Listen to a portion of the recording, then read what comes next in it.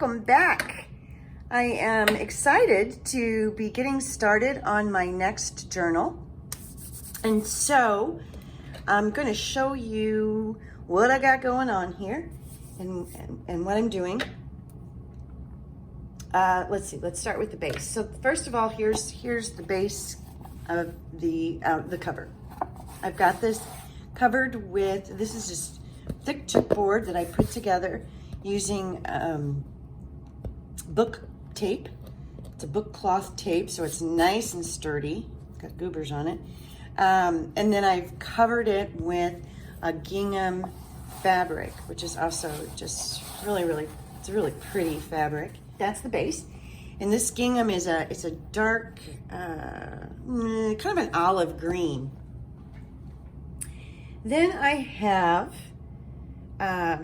this little frame, and I backed the fabric. Choose your words. I put fabric behind it to show through, and that's the same fabric that I have on the front. Then I've got this. This is a thin piece of chipboard, and it'll go on the front of the cover like that. And I've got back here just a swatch of crackle paste and some sand texture paste. And the base back here, I used a cream colored gesso. It's, I think it's pronounced Matisse, Dervain Matisse cream gesso. I've had this for a while. It is not cheap in any way, shape, or form, but a little bit goes a long way with gesso, and so I can hardly tell I've used any at all, and I've used it several times. So, Derivan, Derivan is the brand. So I've covered this with the gesso. I went ahead and did both sides so it would help prevent the curling of, this is a thinner piece of chipboard. As soon as that dries, I'll put another layer of that same cream. It's actually more like a putty than cream, but that same gesso, and then I will add color to that panel. Then I have some chicken wire that I've cut that'll go something like this-ish. And so we'll put some chicken wire on here. And then I have Rooster Rooster. Rooster is a resin piece that I poured from this redesign mold. Again, Prima Marketing redesign. Makes some of the most wonderful molds. These are silicone molds. And I actually poured him from the bigger piece here. And then I poured this, and I tried to pour this weather vane, and I didn't get my resin in there nicely, and it was a bit of a fiasco. So I just chopped off the bottom. So this guy was right here, like that, sort of like that. There we go, see, that's the pour. And this is just a clear resin. On my big guy, I covered him entirely, both sides, really front and back, with the gesso. And then I waited until that dried, of course, completely, and then I started painting him. To start with, I did a solid coverage over the whole guy with nutmeg. This is Prima Marketing Finnabair Metallique paint, acrylic paint, and this is nutmeg. From there, I used blackberry up here in this top part of him. Again, it's Finnabair Metallique blackberry. Next, I used, this is Sparks. So this is not Metallique, it's a different line, but it's also acrylic paint, and it's Sparks. And this is Firebird Feather. And I used that down in here. Then I used, for the reds, up in this top area. And I also used this orange-ish color on his beak. For the reds, I went back to the Metalliques. And this is Red Wine, is the name of that. And then for his tail, I used a collection of, let's see, Metallique Dark Forest, Metallique Emerald Green, and Sparks Night Shadow. So those 3 colors were used on his tail. I did black ink around the outer edge just to give it a little bit more definition on the edge. And I went over all of him with vintage gold. Again, Metalique. This is a wax. Vintage gold over the whole thing. And then I went back to the Sparks, the Firebird feather, and I added a little bit of dry brushing on his tail just to help sort of pull those colors together a little bit. Likewise, on the red wine, I went back and did a little bit of dry brushing through his body to pull that red in through there a little. And then to lighten up his legs, because bird legs are not brown, although mine are pretty brown, I put some cream wax on top of them. So I think that covers everything of my playtime.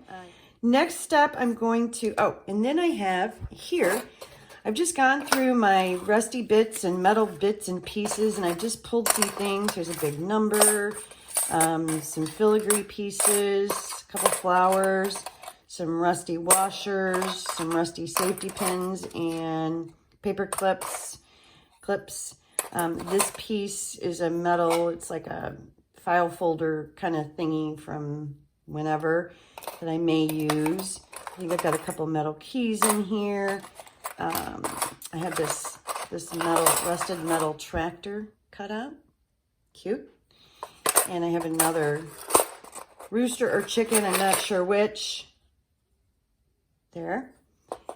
And so these are just, and then these are some brads that I may use somewhere. So those are just some pieces I have set aside to play with when I get ready to pull all of this together.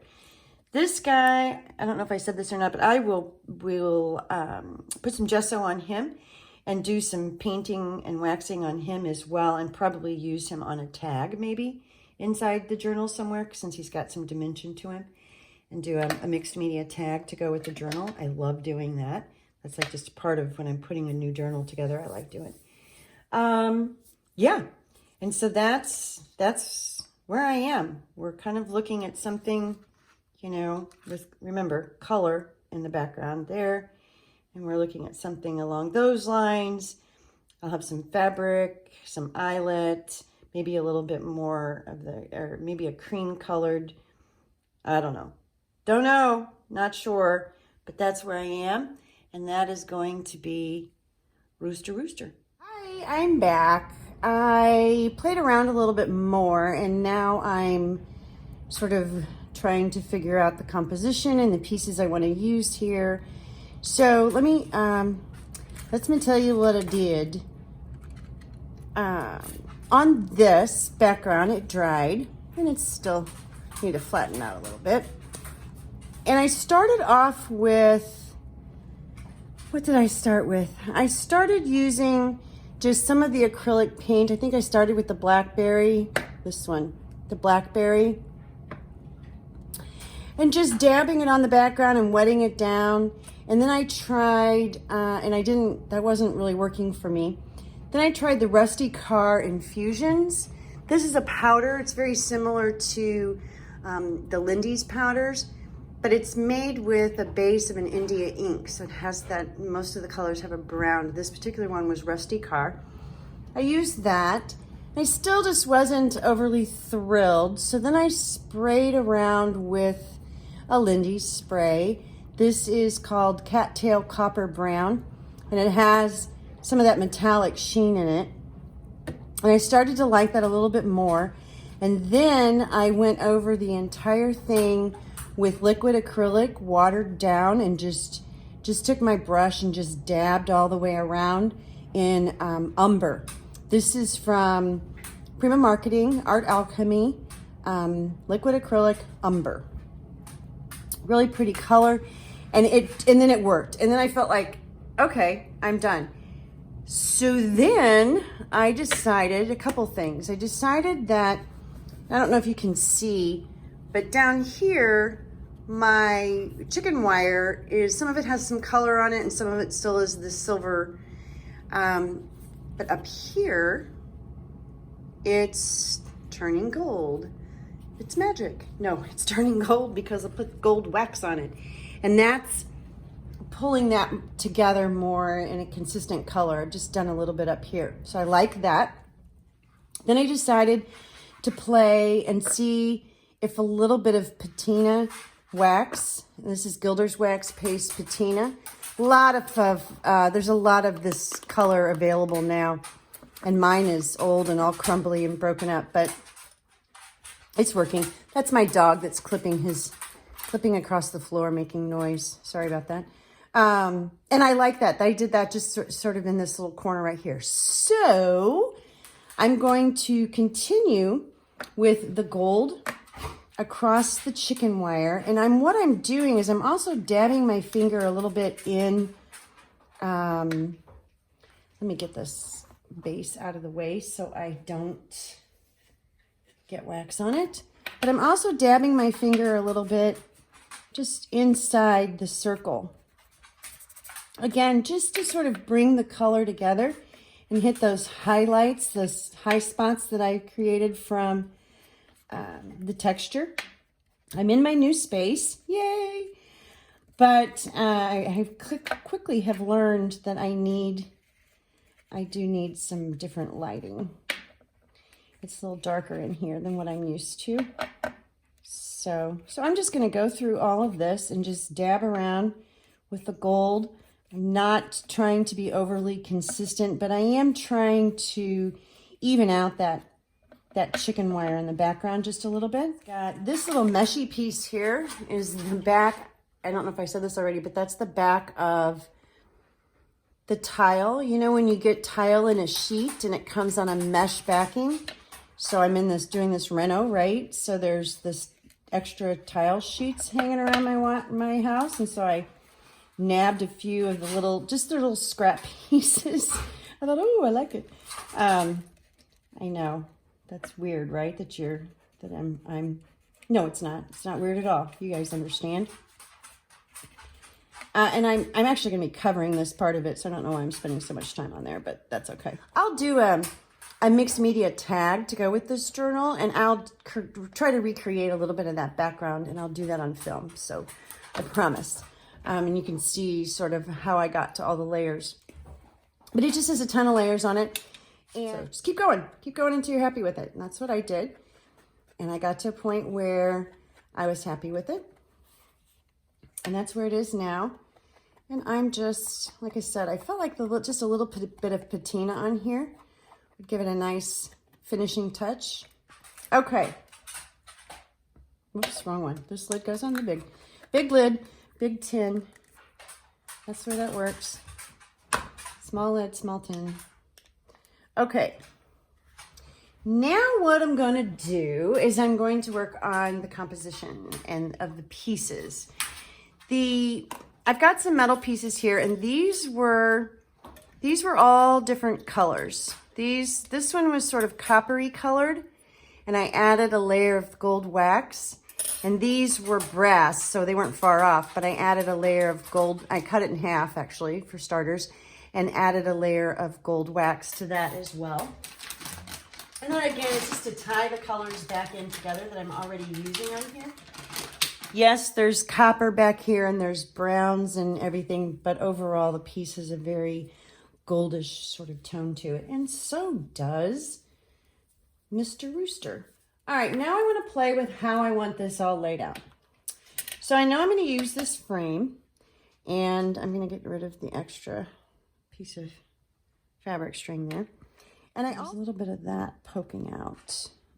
See now? See, it's sort of unbalanced balance. I feel like that's sort of working. Beginning to, let me make sure I'm right on that edge. But I think that would work. At one point, I thought a little number would be fun. Connect those two. I like that. Rooster number 10. Coming right up, Rooster number 10. He looks crooked. That's better.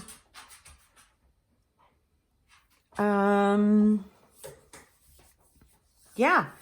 Okay, what I need to do is make this into a ruffle. I don't. There we go. Yes, that works. That works. Okay, so now the big question is, what else do I need? Then I also had this piece that I kind of like the idea of using somewhere, but I just don't feel like I've got a place for it.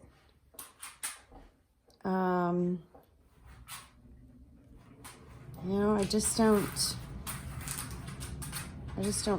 feel like, well, I don't know. I say that now. Hang on. Let's do this. Let's get you back out here where you belong. Okay.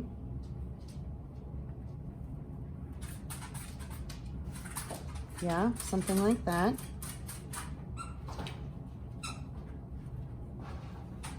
Okay. Yep. All right, now, if this is here, then we have a pokey thing up here. And I don't see, I don't want a pokey thing.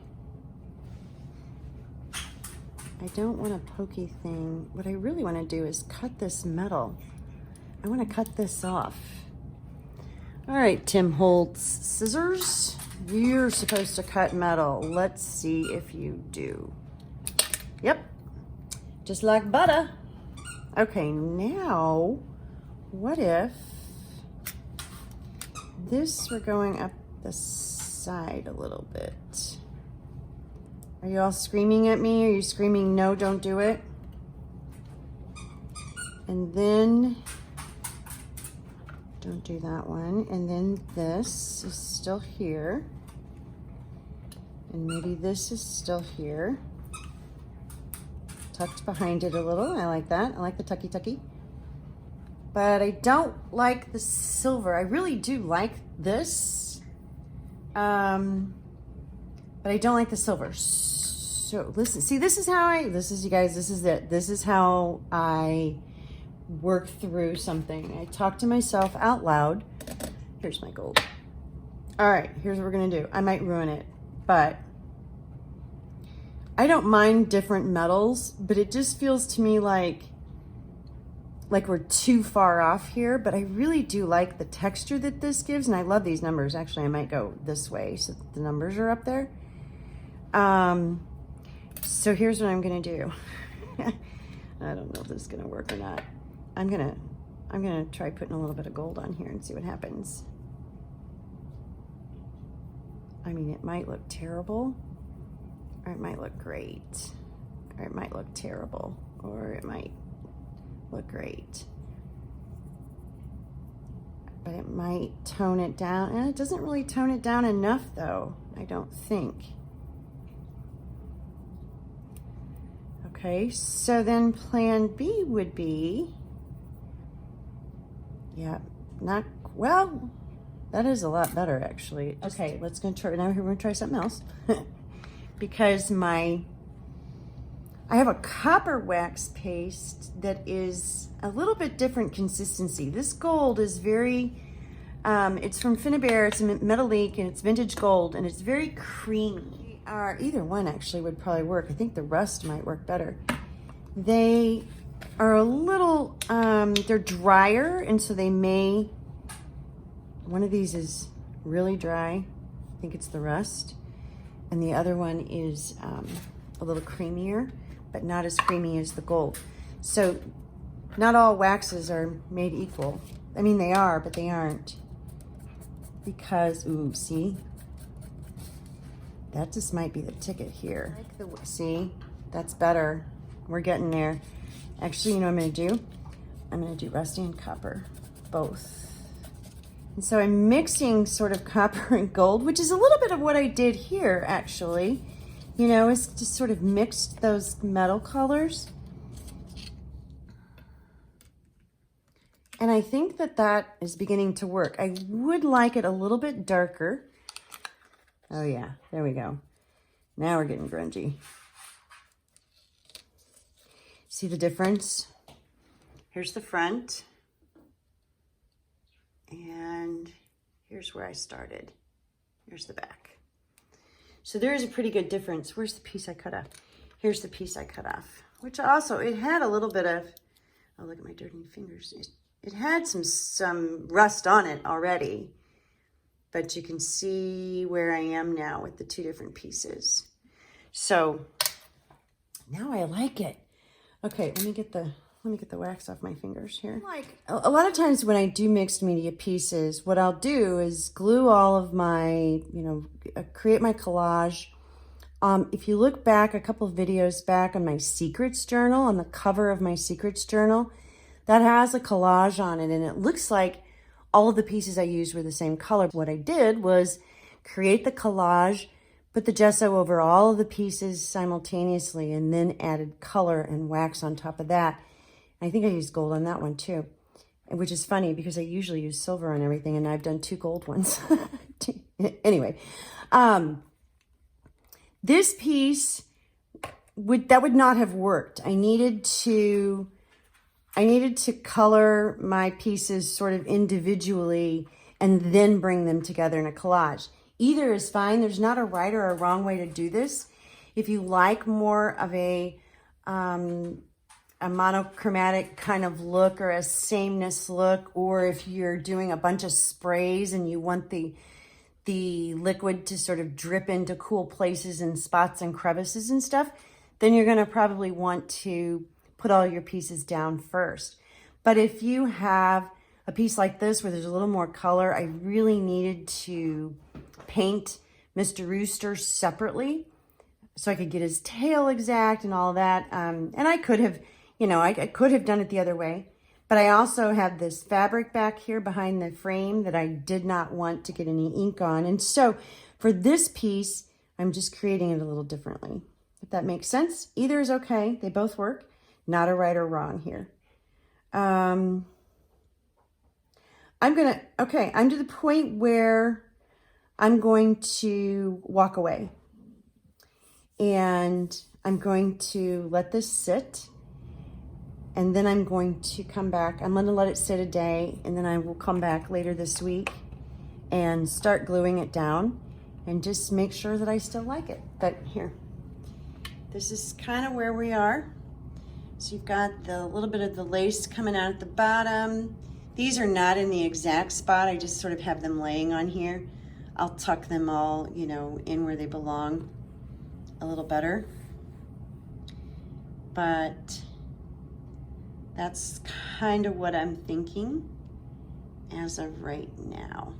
I'm gonna have to be careful to get the right things glued in the right order because of the layers.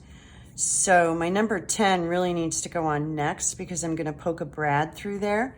And if I glue this frame down before I do that, I'm not gonna be able to get it all the way through all my thicknesses. I would have to go all the way through, whereas if I do it now, I only have to go through the frame. I hope that makes sense. I've got my awl. And so I'm just gonna eyeball kind of where I want that to go, which is about here. And so I'm just gonna poke away. And there we go. Rooster number 10. Okay, now I think I decided that I want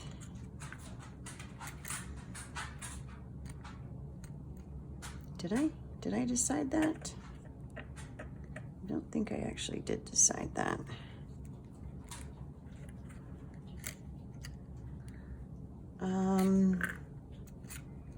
Yeah, I have to decide. Do I want that coming? I know that I want it next to it. Do I want this on here? And then this? Okay. I think I've figured out how I want to do this. So I'm basically going to put this on first, right here. I am going to go ahead and get the rest of this glued down, and then I'm going to get some heavy weight on it, probably overnight. Okay. So I'm just gonna blobber on. I am finishing up the Rooster Rooster cover. or at least as much as I'm going to get done at this stage. And I'm just getting ready to finish gluing them down, and I was playing with metal corners to see which one I liked, and I really like these gold ones. So I'm gonna pull these off. They're simple and plain, and don't distract from all the other garbage going on. There's lots going on here. When I put buttons on, I really do like the threads on there, so even though I'm gluing them on, it kind of looks like they were sewn on. And when this dries, this glue that you can see through here, you will not be able to see. This is a piece of crystal from like a chandelier. It's got a flat back. Okay, I've got my buttons glued on, my little crystal pieces here. I think that'll work. There'll be a little bit of distortion there where you can see the glue through there, but I actually kind of like that. I think that's kind of cool. And that's what she's gonna look like. Now beginning to work on the inside. So watch for more videos coming up, more on the inside of Rooster Rooster. Thanks for watching. Bye.